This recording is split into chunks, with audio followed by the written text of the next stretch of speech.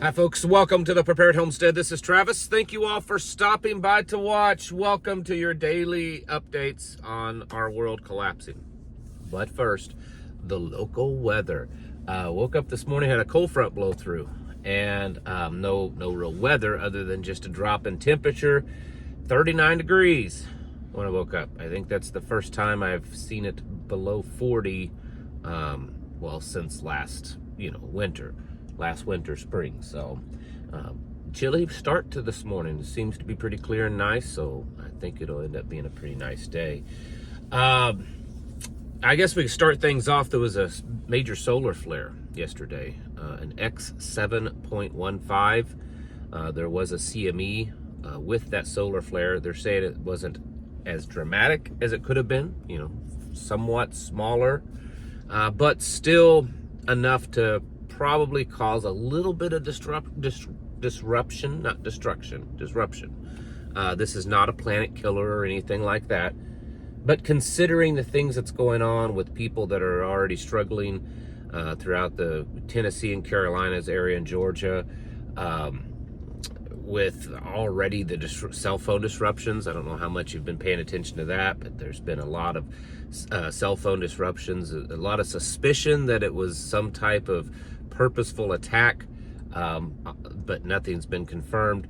So, you add a big CME solar flare on top of that, and it could potentially disrupt some communications. Expected to hit us sometime probably Friday evening, maybe Saturday.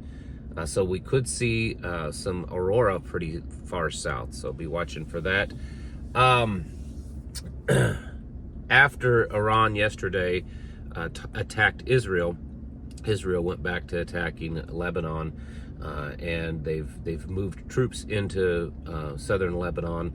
There's been reports that several, maybe a dozen or so Israeli troops have perished because of that, and some have been captured. So there's definitely seems to be some pretty tough fighting going on there.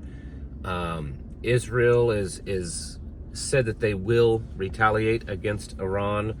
And they're making strong accusations and strong threats that it may be either some of their nuclear facilities or their oil facilities, or even both, which of course Iran has said that would be a grave mistake, and that things would escalate significantly after that. So we'll have to just kind of wait and see what goes on in that area. Back here on the home front, a few things going on. Number one, the port shutdown on the East Coast has happened. All the dock workers are not protesting, but they're on strike. And there's already reports of these ports just being completely desolate. But not just no people there working, but there's also reports of some of these ports, especially down in Houston, that there's no shipping containers. That normally you would see stacks and stacks of shipping containers everywhere, and there aren't any. So there's some speculation and wonder of why this is. Is it because they're being diverted already because of the strike? Or is it because that there's just that much less in the supply chain, that it's maybe like what we saw 4 years ago? I don't know, but it is something to kind of be paying attention to.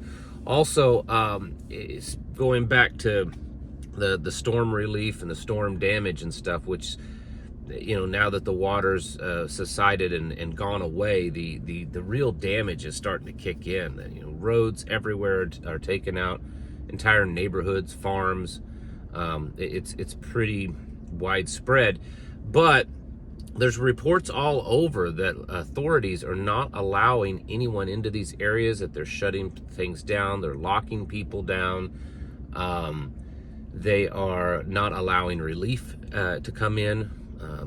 There was a report of one guy, he had a private owner of a helicopter that was using it to help people get in and out and deliver supplies, and they shut him down. There's been reports of other people from outside the area that are trying to bring in water and food, and they're not being allowed to get in. And I understand that because of the level of the disaster, they don't want just everybody rushing in. But reports on the ground from people in the middle of it are saying that all over that there's hardly any help. There's no assistance. There's no government assistance. There's nothing. and that they're struggling, and yet that there's people on the outside trying to get stuff into them, and they're not allowing it. So it's interesting what's going on, and it always causes people to start to speculate of, is this just confusion and mismanagement, where people are trying to make it right, but they're doing it in a bad way, or is there some kind of nefarious intent going on here? One of the things that's kind of interesting since all this has happened is finding out that some of these towns, especially the larger ones like Asheville, in just recent months had talked about maybe turning some of their neighborhoods into kind of planned out neighborhoods, basically like a 15-minute city. And so as this starts to rebuild over the coming months and years, it'll be interesting to see if that's kind of what they do, if they start to kind of rebuild those areas but try to make them like 15-minute cities that we've often heard about. So that will be interesting to watch. Israel has said that the General Secretary of the United Nations is not welcome to come to Israel. I guess he was going to try to come and visit, maybe talk about some type of peace, and they said to go away. You're not welcome here. Russia used a thermobaric, the largest weapon that they've used yet against Ukraine, a thermobaric bomb, a vacuum bomb. So things are seeming to escalate there. There's a large typhoon headed to Taiwan, and they have shut that country down, they say.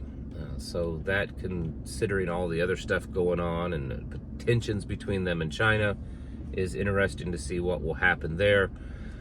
And China has announced that they are ready to even further and deepen their ties with Russia, as if they haven't done so already, but they're wanting to make it even stronger.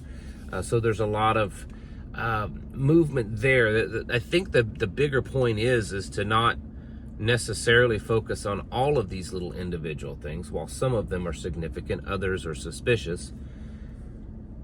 It's showing that these global events and domestic events are they're in a stage where things are really progressing fast.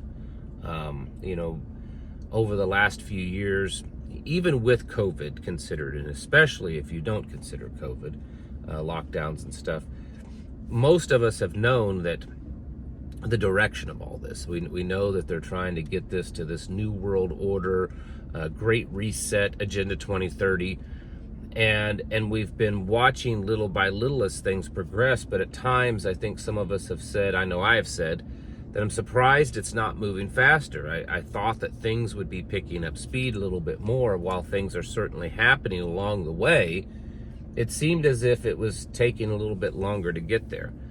And if you remember, this year, the World Economic Forum met, and they said then that part of their goal at this past meeting of the World Economic Forum there in Davos was to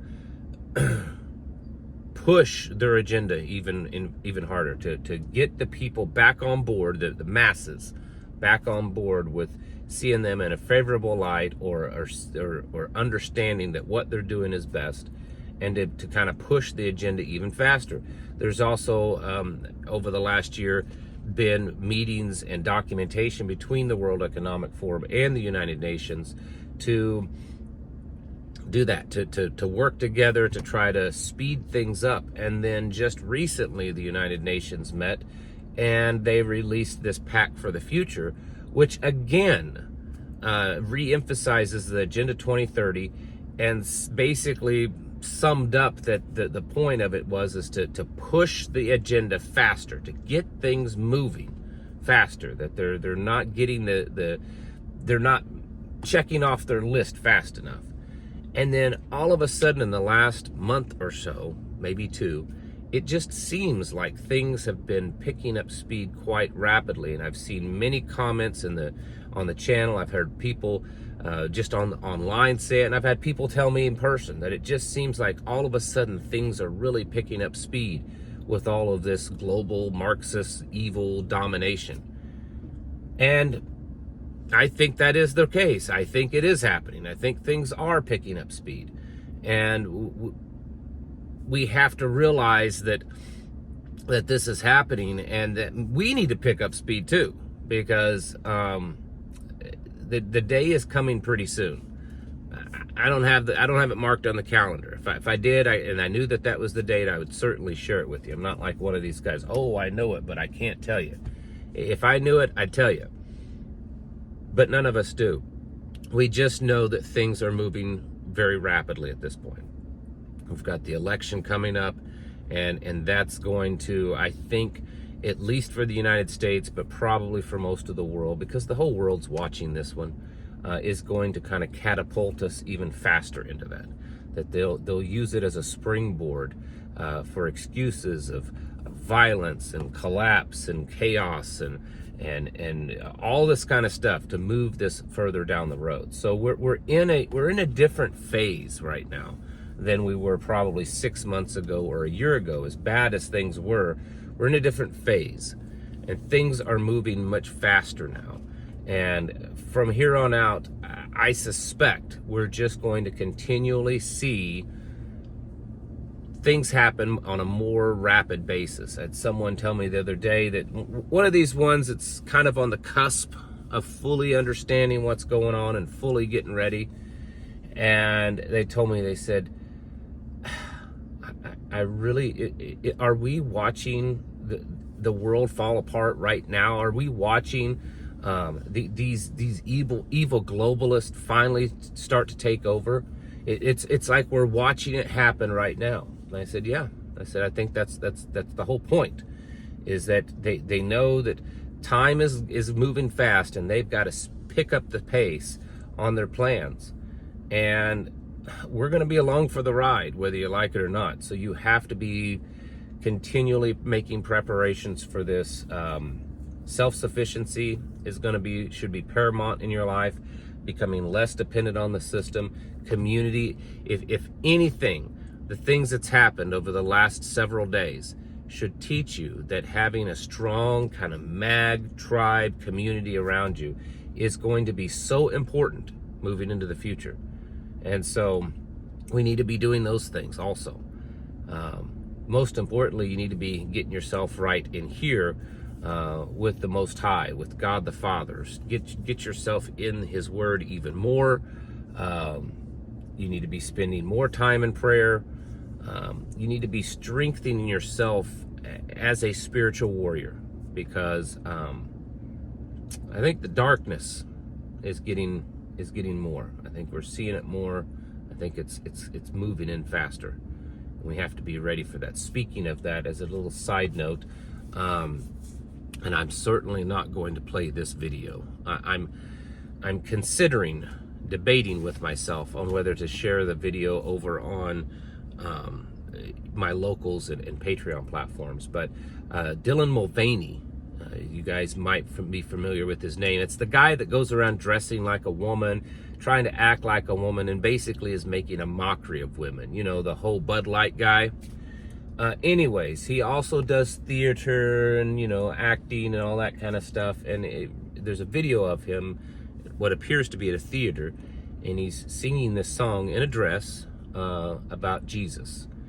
And it may be the biggest mockery that I have ever seen in my life.